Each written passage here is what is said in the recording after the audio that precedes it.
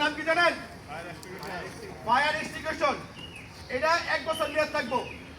1 বছর পরে অটোমেটিক এটা এক্সপায়ার হয়ে যাবে। ঠিক আছে? তো ফায়ার এক্সটিংগুইশার আমরা যখন ওয়েল্ডিং করব, কাটিং করব, যে কোনো হঠাৎ করার সময় ইন কেস আগুন লেগে যায়, ইন কেস আগুন লেগে যায়, ফায়ার এক্সটিংগুইশার দিয়ে আগুন নিভাইতে হইব। তো এই ফায়ার এক্সটিংগুইশার গাড়িতে আগুন ধরে টেস্ট করে, যে কোনো একটা লুক লাগে, নির্দিষ্ট একটা লুক লাগে।